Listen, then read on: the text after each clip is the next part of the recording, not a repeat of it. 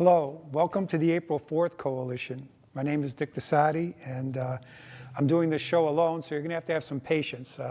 Something that I don't look forward to doing. We usually do it with Liz Mann, but she wasn't able to make it today, so bear with me. But our mission statement for the April 4th Coalition is, we are for workers' rights and collective bargaining rights, and we are against tax breaks for the rich and corporations who ship our jobs overseas. And then every show we always read Article 23 of the Universal Declaration of Human Rights. As Liz always says, we support all of the Universal Declaration of Human Rights, but because of the focus of our show, we support Article 23 and we repeat it during the show. So number 1, Section 1 of Article 23, everyone has the right to work, to free choice of employment, to just and favorable conditions of work, and protection against unemployment. Everyone, without any discrimination, has the right to equal pay for equal work. Number 3, everyone who works has the right to just and favorable remunerations, ensuring for himself and his family an existence worthy of human dignity and supplemented, if necessary, by other means of social protection. And number 4, everyone has the right to form and join trade unions for the protection of his or her interests. I want to thank everyone for making this show possible. What we're going to concentrate on today is, I'm going to have to refer to some of my notes here because I send messages to myself just so I can remember, the different things that I'd like to talk about. But I was listening, I think, to Amy Goodman, and I think she had a guest, and she was an author, and she was also someone who was a specialist on studying authoritarianism around the world.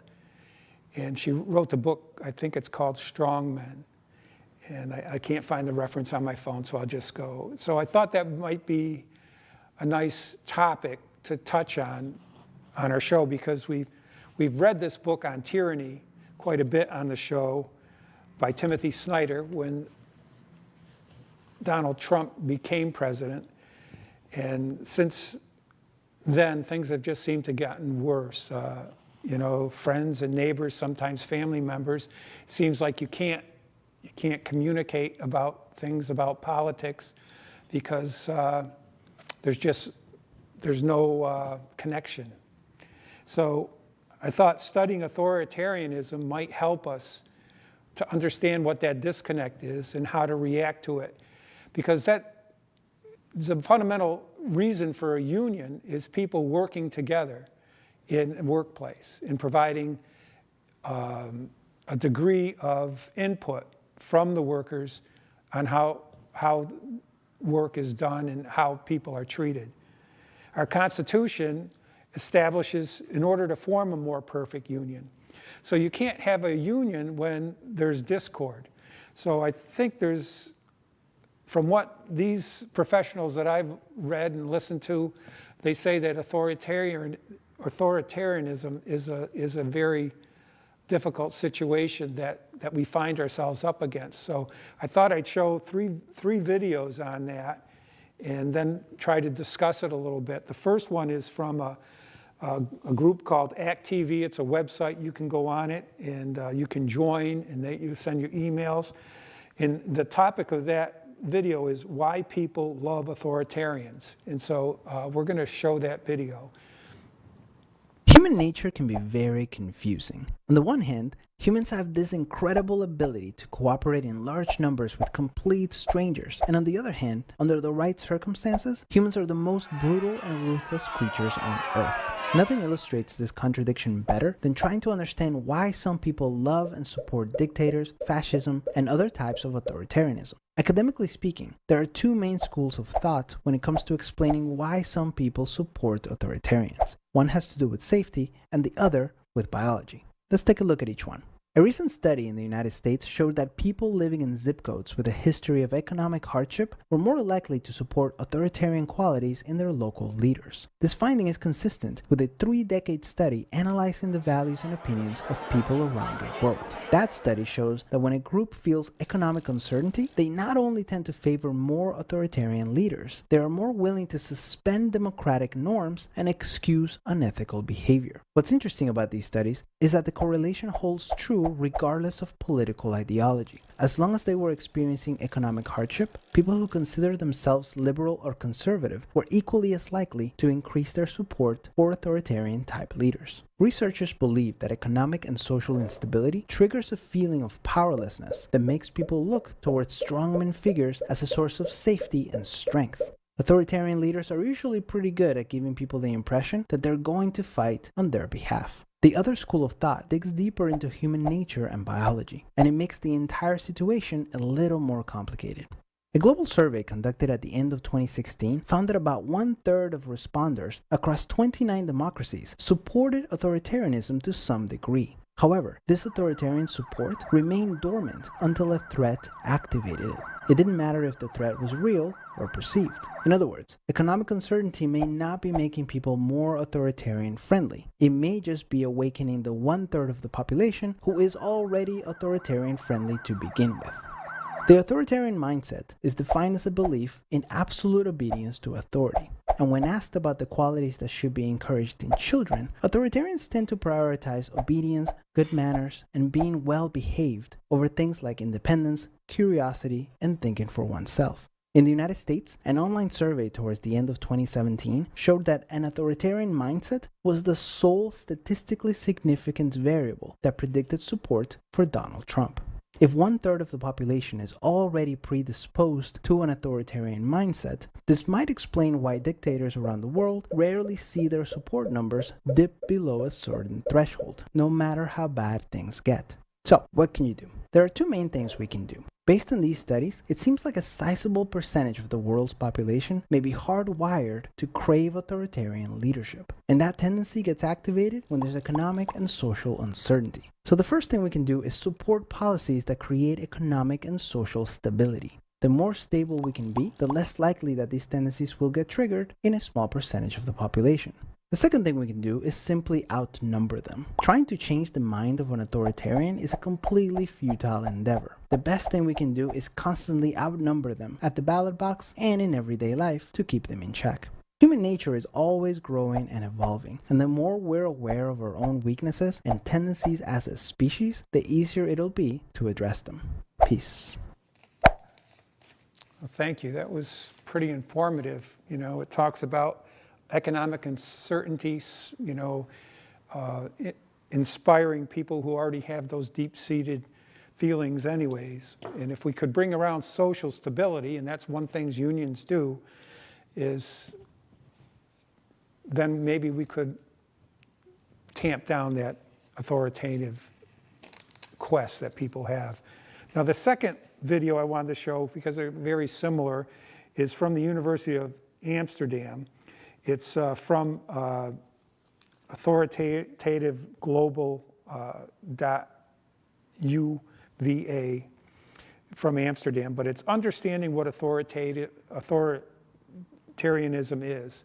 And when I was in college, I took a couple courses, one in the myth of the Third Reich, which was taught in a German department by a man who was in the German army during World War II, and he talked about what transpired in his country at that time. And then I also took a course in the Italian department, which was about contemporary Italian culture, and we learned a lot about what happened in fascist Italy. So I always thought that these were, like, fascism was a nationwide thing. Germany was Nazi and Italy was fascist. But let's watch this international perspective on authoritarianism. Let's see what that has to say. Many considered the fall of the Berlin Wall as the beginning of a free world. The United States had won the Cold War. The idea was that all countries would embrace democracy. Internet would spread information and undermine dictatorships. These dreams have not come true. China has become a dominant power. The Arab Spring failed, and countries like Russia and Turkey have moved away from democracy. And even in the West, a free media can no longer be taken for granted, and independent judiciaries are also under pressure. And while internet did increase people's access to information, it has come with fake news and massive digital surveillance. Many people are worried about authoritarianism. Political scientists can help us understand what authoritarianism is and how it might relate to other tendencies such as populism or xenophobia. To understand authoritarianism, we need to look at more than elections. We must get away from seeing states as separate units that are either democratic or authoritarian. Instead, we should study authoritarian practices. These can occur within democratic states, by several states collaborating, or with the help of corporate actors. These authoritarian practices are about sabotaging accountability. This is done in two ways. First is lying to the public, or keeping secrets from them without a legitimate reason. The NSA, for example, helped by secret agencies in many countries, was snooping on millions of people. This was done with data obtained from the biggest tech companies.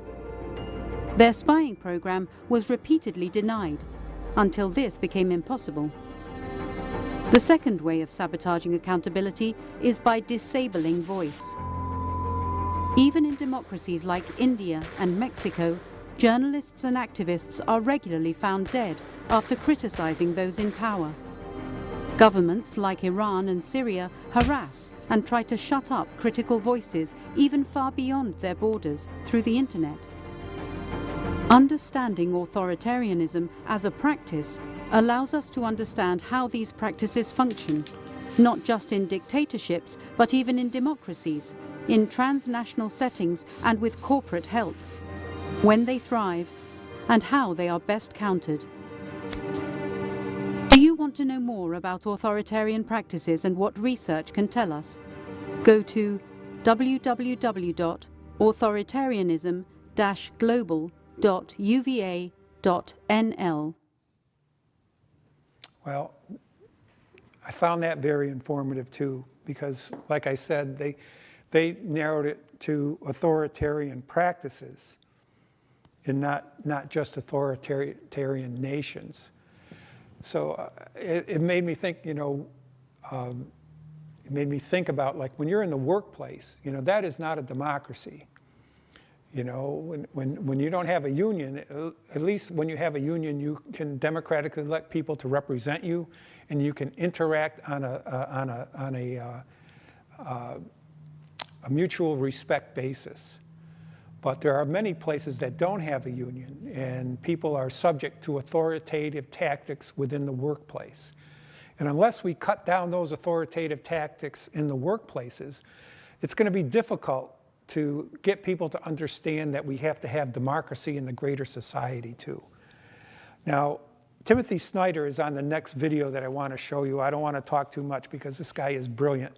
Timothy Snyder, he's the author of On Tyranny. He wrote this book prior to President Trump taking office, but he continues to talk, and he's just a brilliant man, and I just want you to hear his words in this video that is it's How to Build an Authoritarian Regime and How to Stop One by Timothy Snyder. It's part of the Big Think website.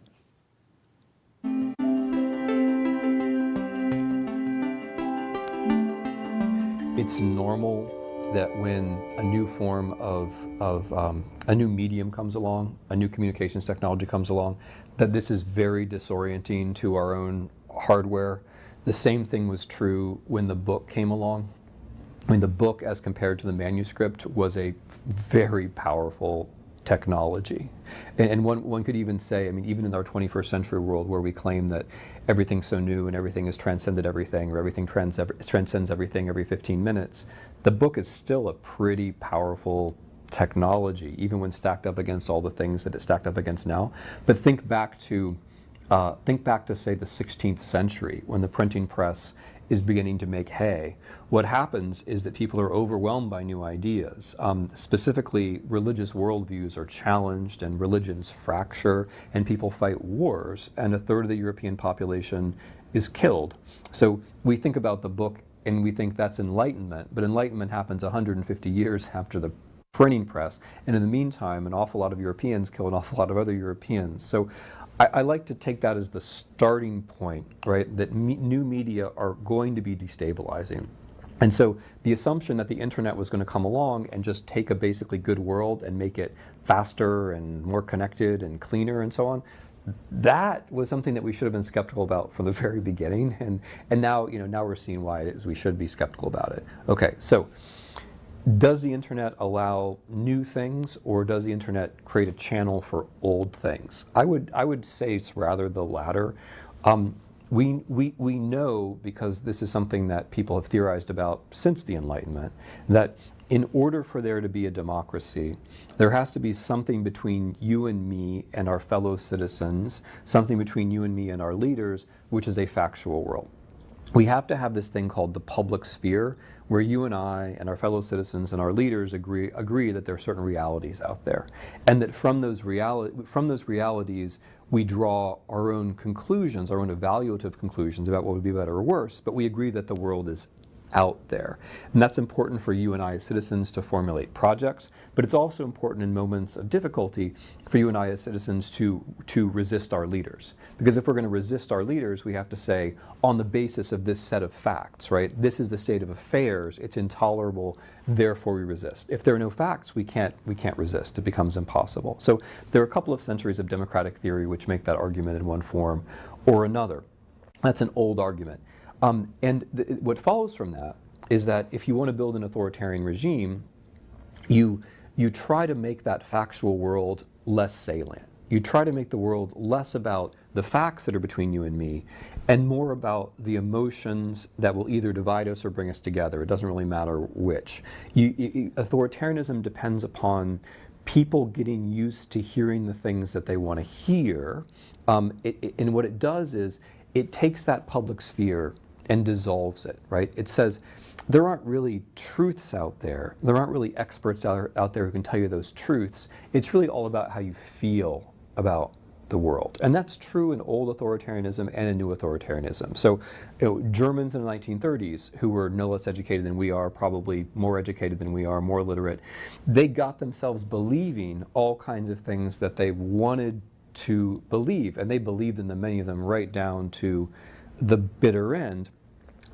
And they got themselves convinced that truth was not a matter of constant evaluation of evidence, but truth was a matter of some larger truth, something that made them feel like they were together and that others were against them. That's all old.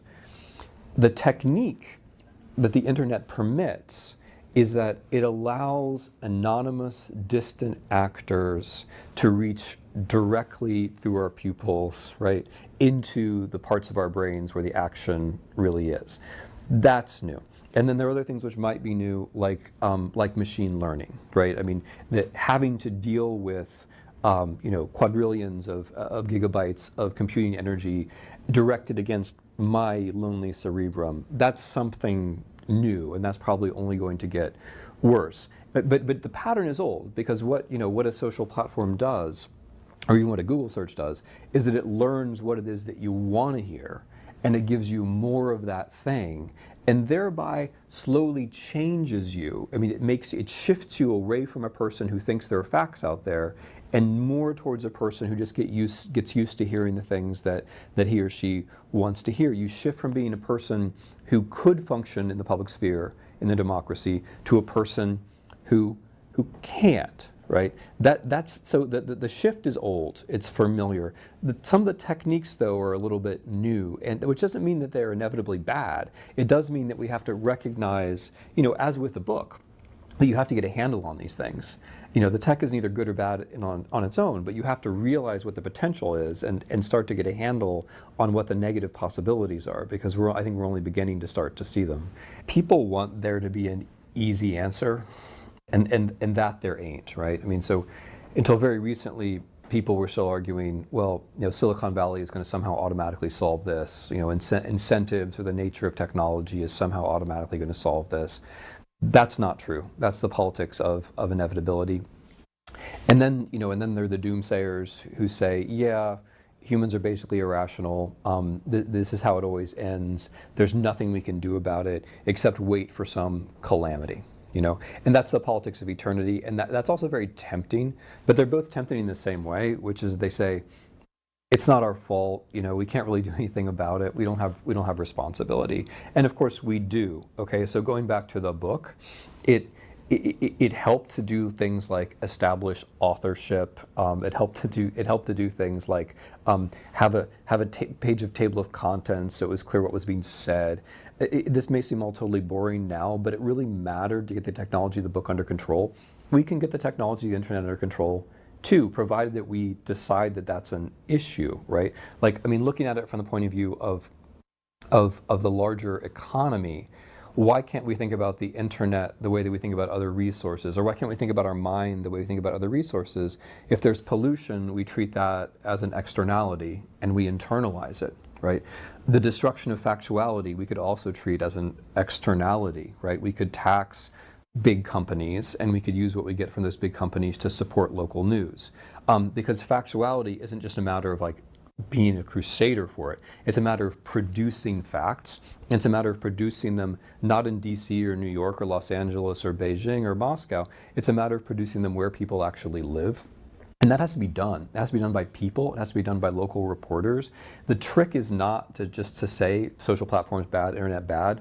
The trick is to say, how do you produce factuality in people's lives? Because the way the destructive process goes is that first the local news goes away.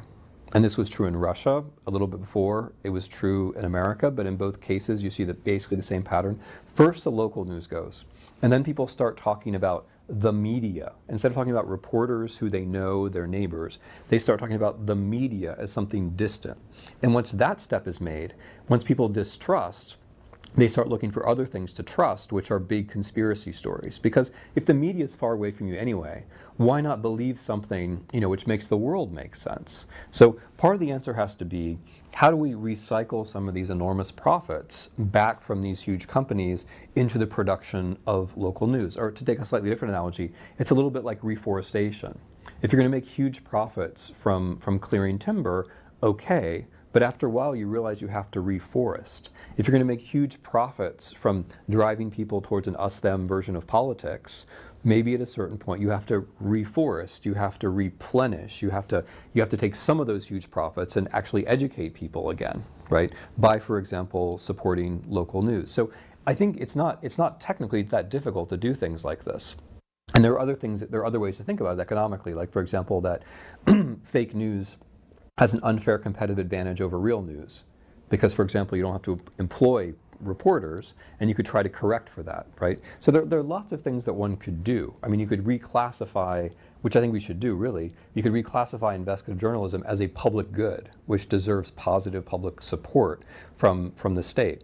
I think that would be an excellent thing to do. So these things can be rejigged. There are technical means, but I think the fundamental answer is we can't say it's going to sort itself out or that it's not going to sort itself out. We have to think, yeah, if we like democracy and freedom and the rule of law, those things depend on factuality. If we want factuality, we actually have to go out there and find ways to recreate it in the 21st century. That's what history, that's what I mean by history, is that history can define the problem for you, and then you have to say, am I going to take responsibility for it or not? Well, thank you, Timothy. There's so much that he covers there, but the one thing that sticks out in my mind when he says that we have to have agreed upon facts. We hear people saying fake news, and he says the reason why that is happening is because in Russia and other countries, they eliminated the local news and local people providing the news for you. And then you have this distant group called the media that you get your information from. And also we have this new technology, the computer and the internet, where we can pull what we want out of it and there's so much to choose from, but there's really no authorship. No one's name is on it, no table of contents. We just get the videos. If we look at North Adams in our history, just 25 years ago, maybe, well, let's say 35 years ago, we had a North Adams transcript, a newspaper, right here in town. We knew the editor. He lived on Mass Avenue. The owner well, not the editor, the owner lived on Mass Avenue, Mr. Hartman, and they named the Hardman Industrial Park after him. And we had different editors, and we knew the writers. We had some very famous writers, like, we had people come in here just at the beginning, and they'd go to local board meetings and whatever, and then they'd go on in their career. And Richard Pearl was one of them. He ended up working for the New York Times, I believe, and then he was executed shortly after 9/11. I don't know that history real well, but I'm just saying that having a local newspaper with local writers in our community was very important. And not just the local newspaper that we had, we also had a radio station. Donald Thurston used to run the radio station, WNAW, down here on Curran Highway. It's still there, but it's not locally owned, and it's not a full running radio station. I mean, it was a community project. There was a set of facts. There was, they had the opinion program that they would have guests from the community on there, and they would give you our interpretation of what was going on nationally and locally. So I think what Timothy Snyder is saying is we have to get back to that. And what we have to do is tax these very profitable corporations, take that money, and start funding. And my suggestion is use the local colleges or community colleges, set up cooperative business models that, a cooperative radio station. Well, we have one here. We're lucky to have one here, but it doesn't get the play or the attention of most people. But at least we have a radio station. But set up a newspaper also, a cooperative newspaper. Use the journalist students at the college, people who are studying English. Set up a nonprofit situation where you have a paid editor that people pay per their subscriptions, but they just don't make a profit. Any excess profit goes back to the college for their funding. But that way we would have a functioning paper. They already have a newspaper at the college, but we could just turn it into a daily and have it serve the entire community on a daily basis. That's just one suggestion. We have to start getting together as a community. The community TV, there could be better access. They could bring that television number down from 1301 or whatever it is, bring it back down to where it was, 7 or 8, or down in the lower numbers, so people who have cable can easily access cable local access. All these changes have to be made in order to fight authoritarianism. So we're getting to the end of the show. I want to give my thanks to the radio station and to here, the local TV station, for putting this show on. I just want to say power to the people. We have an election coming up not too far away in November. Educate yourselves. Professional politicians will stay in power as long as the voters remain amateurs. Do your homework. Study who's running and vote.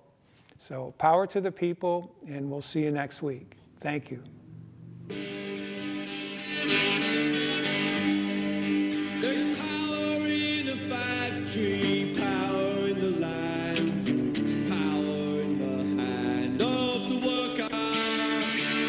But it all amounts to nothing if together we don't stand. There is power in our union. Now the lessons of the past were all learned with workers' blood. Mistakes of the bosses we must pay for.